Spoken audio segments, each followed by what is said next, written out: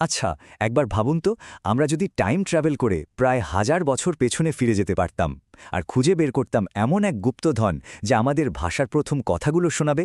চলুন আজ সেই রহস্যময় সফরেই বের হওয়া যাক। মেন্টর, আমাদের আজকের আলোচনার মূল প্রশ্ন কিন্তু এটাই, মানে আমরা কোনো ভাষার একদম শুরুর শব্দগুলো, তার প্রথম স্পন্দনটা কিভাবে খুঁজে পেতে পারি। এই প্রশ্নের উত্তর খুঁজতে গিয়েই কিন্তু আমরা একটা অসাধারণ পাণ্ডুলিপির দেখা পাই। আর সেই পাণ্ডুলিপিটার নাম হল চর্যাপদ। বলতে পারেন এটাই আমাদের বাংলা ভাষার সবচেয়ে পুরনো দলিল। প্রায় 1000 বছর আগে আমাদের ভাষাটা ঠিক কেমন ছিল তার একমাত্র সাক্ষী কিন্তু এই চর্যাপদ। বাহ, বিষয়টা তো বেশ ইন্টারেস্টিং লাগছে। তাহলে আমাদের এই যাত্রাপথে আমরা ঠিক কি জানতে চলেছি? খুব ভালো প্রশ্ন। আমাদের এই বিশ্লেষণে আমরা ধাপে ধাপে দেখব কিভাবে এই রহস্যময় পাণ্ডুলিপিটা খুঁজে পাওয়া গেল, এর সাংকেতিক ভাষার মানেটা আসলে কি, কারা ছিলেন এর কবি, আর সবচেয়ে বড় কথা হলো এই কবিতাগুলো থেকে সেই সময়কার জীবনযাত্রা সম্পর্কে কি জানা যায়।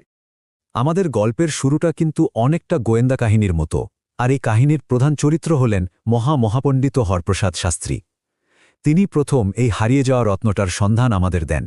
একটা মিনিট, এখানে তো দেখছি আবিষ্কারের পর প্রকাশ হতে প্রায় 9 বছর লেগে গেল।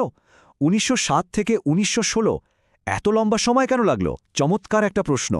আসলে পাণ্ডুলিপিটা পাওয়ার পরেই তো আসল কাজ শুরু। ওটা তো সাধারণ কোনো লেখা ছিল না।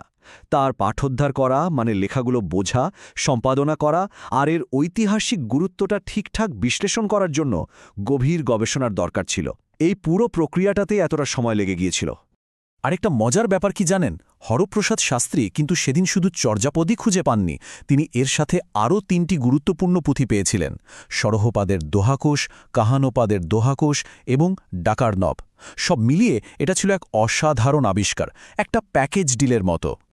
তো পাণ্ডুলিপি তো পাওয়া গেল, কিন্তু আসল চ্যালেঞ্জটা তো লুকিয়েছিল এর ভাষার ভেতরে। চলুন এবার সেই ভাষার জটটা খোলার চেষ্টা করা যাক। ঠিক তাই। এই ভাষার ব্যাপারে যা শুনেছি, মনে হয় এটা সাধারণ বাংলা তো নয়। এটা বুঝতে এত অসুবিধে হওয়ার কারণটা কি? একদম ঠিক ধরেছেন। কারণটা হলো, এই ভাষাটা ইচ্ছে করেই এমনভাবে তৈরি করা হয়েছিল যেন সবাই এর মানে বুঝতে না পারে। এর পেছনে একটা বিশেষ উদ্দেশ্য ছিল। এই ভাষাকে বলা হয় সন্ধ্যা ভাষা। সন্ধ্যা মানে যেমন আলো আঁধারি, কিছুটা দেখা যায় কিছুটা যায় না, ঠিক তেমনি এটা ছিল আসলে বৌদ্ধ সাধকদের এক ধরনের আধ্যাত্মিক কোড ল্যাঙ্গুয়েজ। মানে যারা তাদের দলের লোক, যারা দীক্ষিত, শুধু তারাই এর আসল অর্থ বুঝতেন, বাকিদের কাছে এটা ছিল দুর্বোধ্য। এই ব্যাপারটা খুব ভালোভাবে বোঝা যায় এই লাইনটা দিয়ে। এর বাইরের বা আক্ষরিক অর্থ হল শরীরটা একটা গাছের মতো, যার 5টা ডাল, কিন্তু এর ভেতরের অর্থাৎ প্রতীকী অর্থটা কিন্তু একদম আলাদা। এর মানে হল মানবদেহ হল বৌদ্ধ ধর্মের পঞ্চস্কন্ধ বা 5টি উপাদানের সমষ্টি।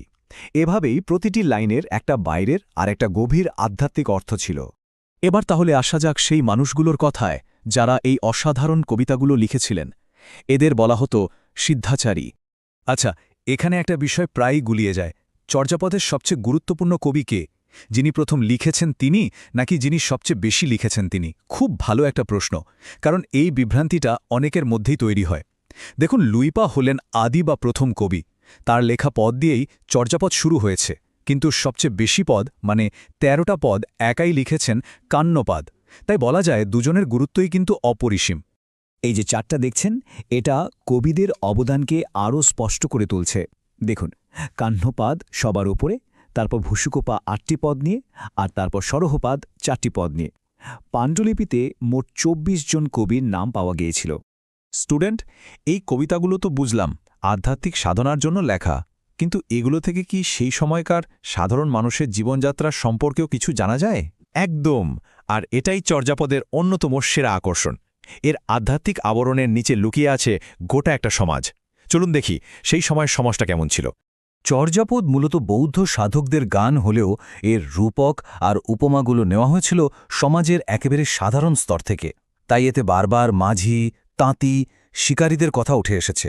সেই সময়ের সমাজের বর্ণপ্রথা, মানুষের খাদ্যাভ্যাস, কি খেত, কি পান করত, এমনকি বিনোদনের জন্য কি করত, তারও একটা পরিষ্কার ছবি পাওয়া যায়। আর এই লাইনটা, এটা তো এক কথায় ঐতিহাসিক। কবি ভূষুকুপা এখানে নিজেকে বঙ্গালী বা বাঙালি হিসাবে পরিচয় দিচ্ছেন। কোনো লেখকের নিজেকে বাঙালি হিসাবে পরিচয় দেওয়ার এটাই কিন্তু সবচেয়ে পুরনো লিখিত প্রমাণ। এটা আমাদের সাংস্কৃতিক পরিচয়ের প্রথম দলিলও বলা যেতে পারে। মেন্টা, আমরা আমাদের আলোচনার প্রায় শেষ দিকে চলে এসেছি। এবার সংক্ষেপে দেখে নেওয়া যাক চর্যাপদের আসল গুরুত্বটা ঠিক কোথায়। এই সময়টার দিকে একবার তাকান, আনুমানিক 950 খ্রিস্টাব্দ, আজ থেকে 1000 বছরেরও বেশি আগের কথা। চর্যাপদ আমাদের ঠিক এতটা পুরনো সময় ফিরিয়ে নিয়ে যায়, আর একটা বিশ্বমানের ভাষার যাত্রার শুরুর বিন্দুটা দেখিয়ে দেয়। তাহলে আসল কথাটা হল, চর্যাপদ কেবল কিছু পুরনো কবিতার বই নয়, এটা হলো সেই প্রথম দলিল যা প্রমাণ করে আমাদের বাংলা ভাষার শিকড় কতটা গভীরে প্রথিত। এক কথায় এটি আমাদের ভাষার, আমাদের পরিচয়ের জন্য সনদ। আমাদের আজকের বিশ্লেষণটা এখানেই শেষ করছি। এই প্রশ্নটা রেখে, যদি একটা মাত্র পাণ্ডুলিপির আবিষ্কার একটা গোটা জাতির ভাষার ইতিহাসকে এভাবে চোখের সামনে তুলে ধরতে পারে, তাহলে একবার ভাবুন তো, ইতিহাসের গভীরে আমাদের জন্য আর কি কি বিস্ময় অপেক্ষা করে আছে।